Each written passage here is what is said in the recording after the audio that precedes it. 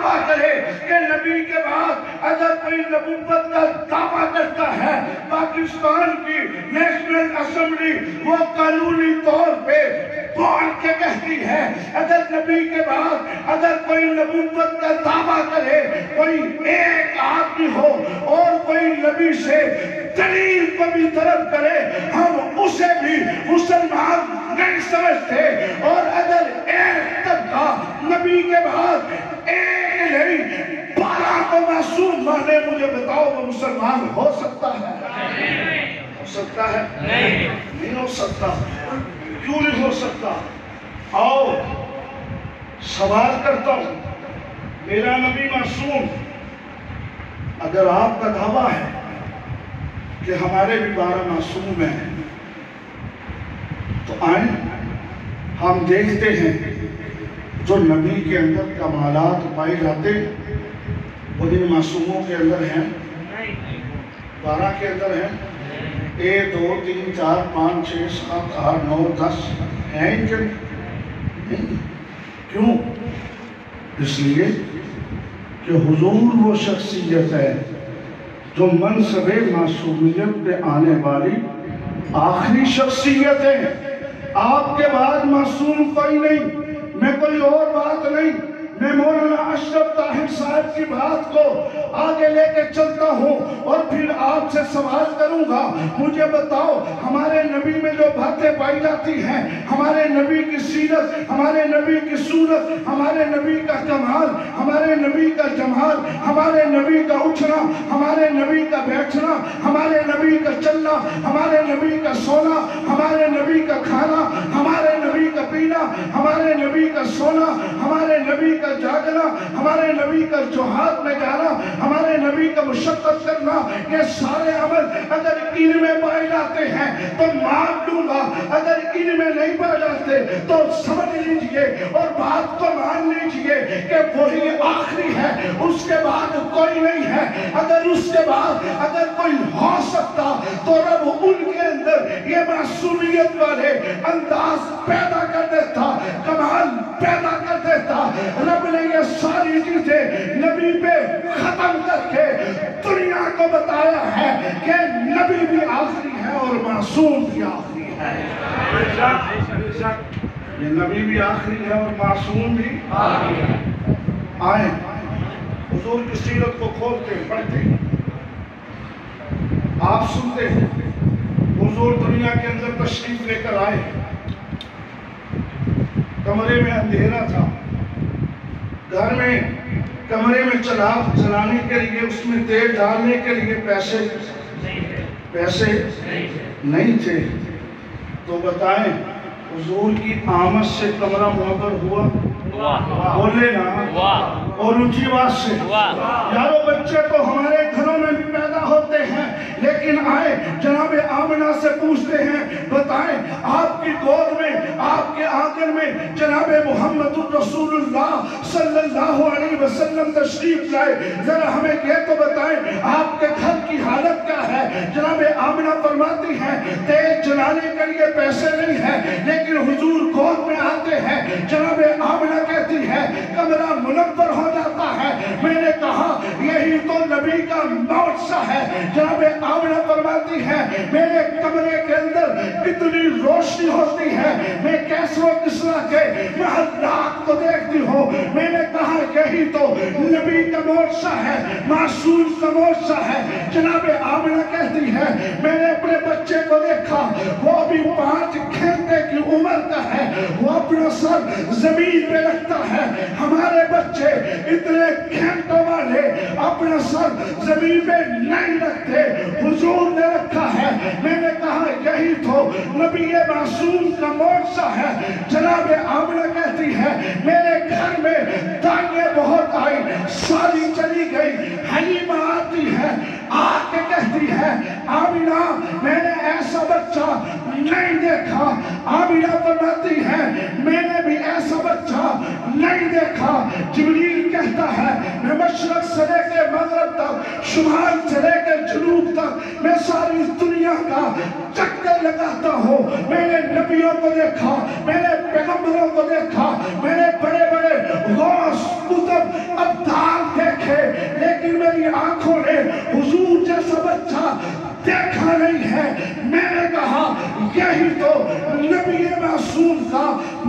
معجزہ ہے۔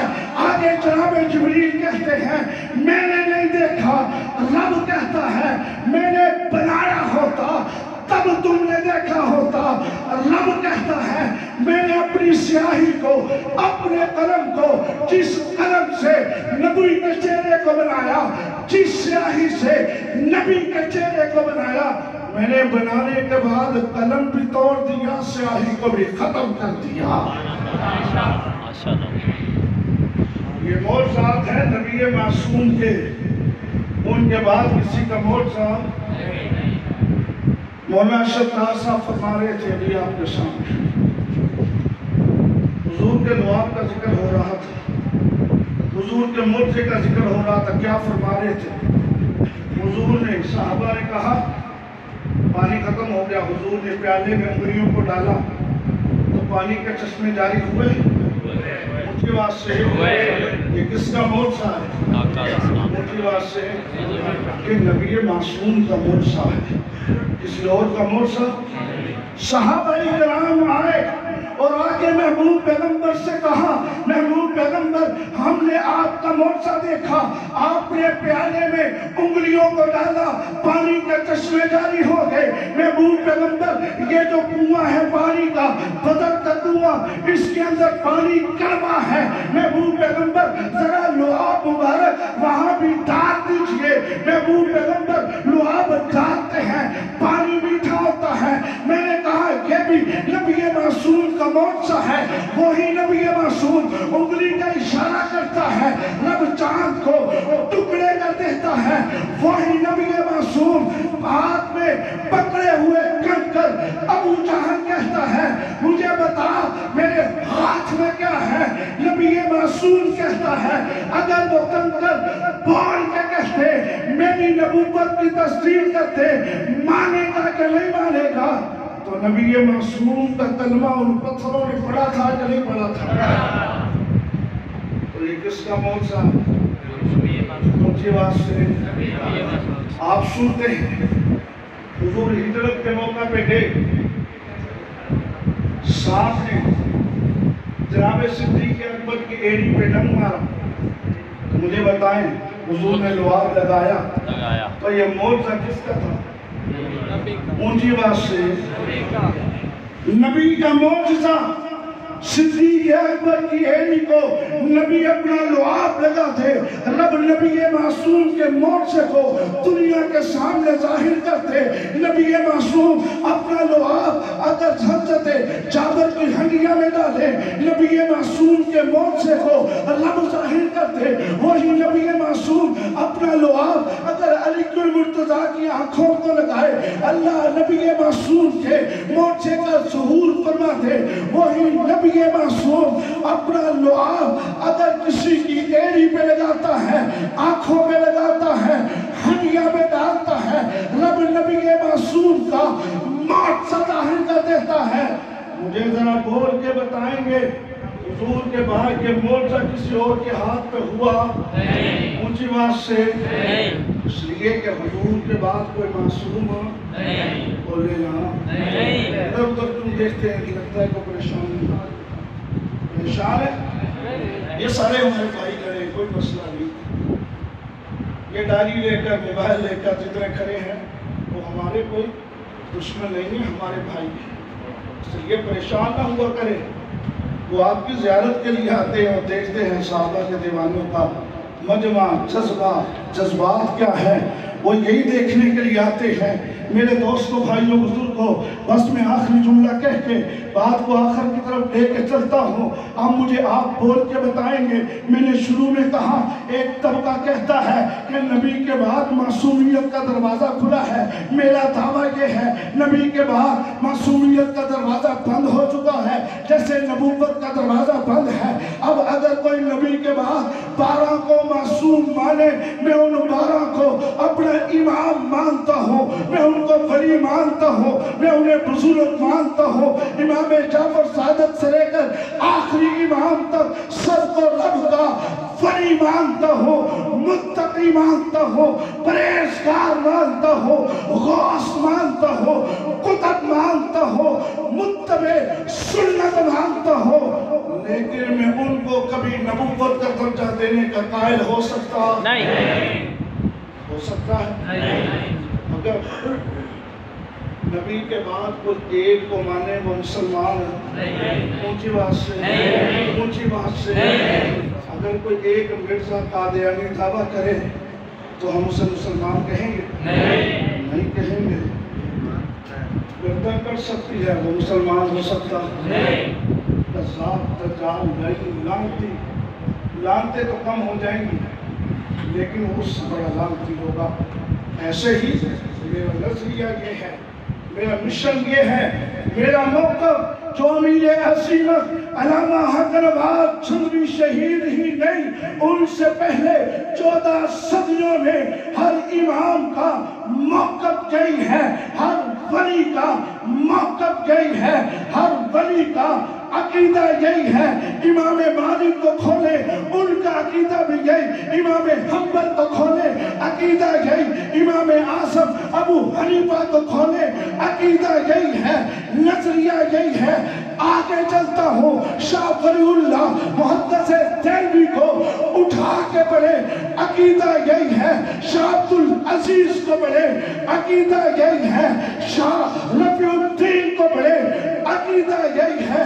آگے بڑھتے مولانا قاسم نانوتوی کو پڑھے عقیدہ یہ ہے، حضرت تھانوی کو پڑھے عقیدہ یہ ہے، امیر شریعت سید عطا اللہ شاہ بخاری کو پڑھے عقیدہ یہی ہے، امیر عظیمت علامہ حسن آباد چھتری کو پڑھے عقیدہ یہ ہے، قاسمی کو پڑھے عقیدہ یہ ہے، اعظم کو پڑھے عقیدہ یہ ہے، حیدری کو پڑھے عقیدہ یہ ہے۔ 14 صدیوں کے علماء کا، مفتیوں کا، متفق کا عقیدہ یہ ہے، نبیوں کے بعد اگر کوئی معصومیت کا دعویٰ کرتا ہے وہ مسلمان ہو سکتا ہے؟ مسلمان ہو سکتا نہیں ہو سکتا۔ اگر کوئی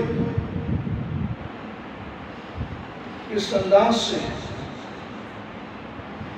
اپنے آپ کو مسلمانوں کے صف میں شامل کرنے کی کوشش کرے گا کہ بھائی ایک ٹانگ کو ادھر سے پکڑ کے لاؤ، ایک گدھے کا ہاتھ پکڑو، ایک خنزیر کی ٹانگ کو پکڑو، ایک کتے کا چہرہ پکڑو اور پکڑ کے کہو یہ وحدت امت ہے،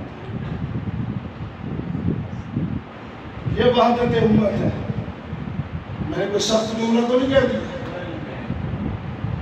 ابھی مولانا شاہ طاہر صاحب فرما رہے تھے نا، انہوں نے حیدرآباد کے اندر جناب عمر کا پتلا جلایا، اور اب اگر کوئی مسلمان ہے، وہ مولوی ہوتا، شیخ الحدیث ہوتا، مفتی ہوتا، بڑا شیخ الحدیث ہوتا، اگر کوئی ان کے مدرسے میں آ کے ان کی تائید کرے تو کیا ہم اسے صحابہ سے محبت کرنے والا کہیں گے؟ اونچی آواز سے اور بلند آواز سے کہیں گے؟ نہیں ہو سکتا۔ ہم جھنگوی کے نظریے کے پیروکار، اعظم و حیدری کے نظریے کے ہم پیروکار ہیں۔ ہم نے قربانیاں دی ہوئی ہیں، ہم نے شہداء قائدین کے جنازے اٹھائے ہوئے ہیں، اپنے بھائیوں کے جنازے اٹھائے ہوئے ہیں، کارکنوں کے جنازے اٹھائے ہوئے ہیں، بہنوں کے سہاگ اجڑے ہوئے ہیں، جیلوں کو آباد کیا ہوا ہے۔ گولیے، ہتھ کریے، بیڑیے، راکٹ لانچر، سب کچھ اہل سنت کے قائدین نے، کارکنوں نے برداشت کیا ہوا ہے۔ سب کچھ برداشت کیا جا سکتا ہے۔ اصحاب پیغمبر کی توہین کو برداشت کیا جا سکتا ہے؟ برداشت کیا جا سکتا ہے؟ نہیں کیا جا سکتا۔ میں ایمان کے لحاظ سے بڑا کمزور ہوں، میں کوئی بڑا دعویٰ نہیں کرتا۔ مجھے بتاؤ کوئی صدیق اکبر کو بے ایمان کے